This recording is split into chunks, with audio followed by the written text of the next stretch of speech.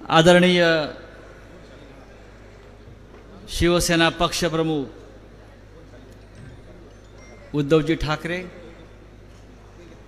व्यासपीठावरील शिवसेनेचे सर्व मान्यवर पदाधिकारी आणि या सभागृहात जमलेले वैजापूरचे सर्व कडवट निष्ठावान शिवसैनिक, अत्यंत शांतपणे आपण बसलेला आहात। ही शांतता आपल्याला शोभत नाही। आपण चळवळे आहोत, आपण थोडे गोंधळी सुद्धा आहोत आणि आता विधानसभा निवडणुकांचं रणशिंग फुंकल्यामुळे आपल्या गोंधळाला सुरुवात होईल। वैजापूर हा शिवसेनेचा निष्ठावंतांचा बालेकिल्ला आहे। आले आणि गेले, संपले, पण शिवसेनेचा भगवा या वैजापूरवर कायम फडकत राहिल्याचं आम्ही पाहिलेलं आहे। यावेळी सुद्धा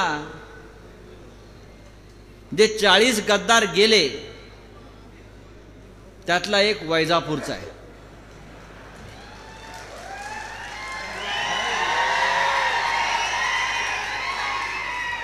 काय करणार त्या गद्दाराचं तुम्ही? हा वैजापूरला लागलेला गद्दारीचा कलंक आपल्याला पुसायचा आहे, नष्ट करायचा आहे, गाडायचा आहे आणि पुन्हा एकदा या वैजापूरवर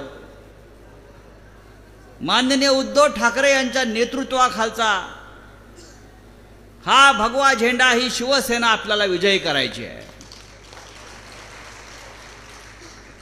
हा जो शिवसंवाद दौरा आहे ही त्याची सुरुवात आहे। आज सकाळी उद्धवजी शिर्डीला उतरले, साईबाबांचं दर्शन घेतलं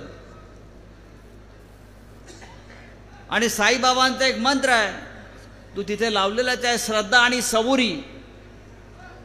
आमची श्रद्धा आता जरूर आहे, पण सबुरी संपलेली आहे आणि आम्ही वाट बघतोय की निवडणुका कधी येतात विधानसभेच्या, आणि ज्यांनी या छत्रपती शिवाजी महाराजांच्या महाराष्ट्राचं नाव बदनाम केलं अशा 40 गद्दारांना ते आहेत त्या ठिकाणी कायमचे कसे गाडतोय याची पूर्ण तयारी आता होताना दिसते। मित्रांनो, आपल्या सगळ्यांचे नेते, या महाराष्ट्राचे नेते, या देशाचे नेते माननीय उद्धव ठाकरे साहेब इथे उपस्थित आहेत। हा शिवसंवाद दौरा फक्त वैजापूर पुरता मर्यादित नाही। उद्धव साहेब संपूर्ण महाराष्ट्राच्या कानाकोपऱ्यात फिरतायत आणि या राज्याच्या सर्व थरातून उद्धव ठाकरे साहेबांना जो प्रतिसाद मिळतोय, जे प्रेम मिळतंय, ते पाहिल्यावर माझ्या मनामध्ये कोणती शंका नाही की या राज्याच्या नेतृत्वाची सूत्र पुन्हा एकदा शिवसेनेकडे आणि उद्धव ठाकरे साहेबांकडे चालल्याशिवाय राहणार नाही। नवीन नवीन योजना सुरू आहेत। 1500 रुपयात बहिणींना विकत घेण्याचा प्रयत्न सुरू आहे मतांसाठी। लाडक्या बहिणींचा विषय सुरू आहे, पण या महाराष्ट्रामध्ये एकमेव लाडका भाऊ, लाडका मुलगा कोणी असेल तर 11 कोटी जनतेचा एकमेव लाडका नेता आहे, तो म्हणजे उद्धव ठाकरे। आणि ज्या दिवशी तुमचा आमचा लाडका नेता सत्तेवर येईल, पुन्हा मुख्यमंत्री होईल, त्या दिवशी या महाराष्ट्रातल्या प्रत्येक घटकाला पुन्हा सुखाचे दिवस आल्याशिवाय राहणार नाही। मग शेतकरी असतील, विद्यार्थी असतील, शिक्षक असतील, निवृत्त शिक्षक असतील, निवृत्त सैनिक असतील, महिला असतील, प्रत्येकाचा विचार करून राज्य करणारा एकमेव नेता महाराष्ट्राच्या मुख्यमंत्रीपदी आला गेल्या काही वर्षात, त्यांचं नाव उद्धव ठाकरे. आम्ही मगाशी जुन्या पेन्शनच्या संदर्भात जे आंदोलन सुरू होतं त्या कार्यक्रमाला गेलो. महाराष्ट्राच्या कानाकोपऱ्यातून हजारो कर्मचारी तिथे उपस्थित होते, हजारो लाखो कर्मचारी उपस्थित होते. आणि त्या लाखो कर्मचाऱ्यांनी सुद्धा वचन दिलं, उद्धव साहेब तुम्हीच मुख्यमंत्री व्हा, हे राज्य तुमच्या हातात येऊ द्या. हे राज्य आमच्या जेव्हा हातात होतं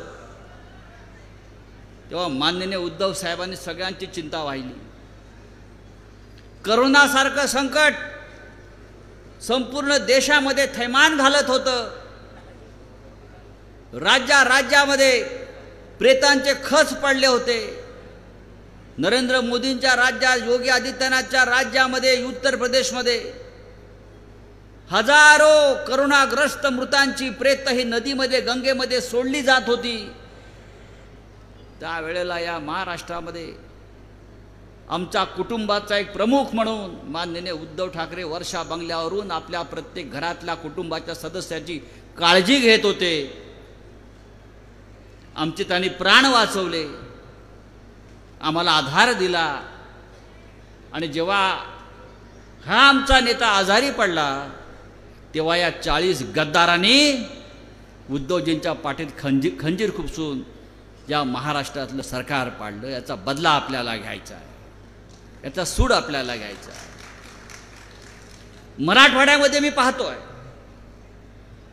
मराठवाड्यातल्या शेतकऱ्यांची परिस्थिती अत्यंत गंभीर आहे. उद्धवजी, काही ठिकाणी प्रचंड पूर आहे, महापूर आहे, शेतं वाहून गेली आहेत, घरदारं वाहून गेली. 15 दिवसापूर्वी आदित्य ठाकरे यांच्या नेतृत्वाखाली मी स्वतः, अंबादासजी दानवे, आम्ही सगळे या मराठवाड्यातल्या अनेक जिल्ह्यामध्ये फिरलो. पण सरकार अद्याप आलं नाही, बांधावर आलं नाही. शिवसेना बांधावर पोचली. या राज्याचे कृषी मंत्री मराठवाड्यातले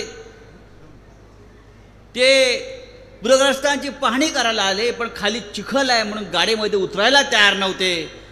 आपल्या पायाला माती लागेल म्हणून जो कृषी मंत्री गाडीतून खाली उतरत नाही, अशा लोकांचं राज्य या महाराष्ट्रात आहे. हे आपलं राज्य घालवावं लागेल. हे राज्य यासाठी आपल्याला निर्माण करावं लागेल नव्यानं. कारण या राज्यामध्ये छत्रपती शिवाजी महाराजांचा अपमान होतो आहे.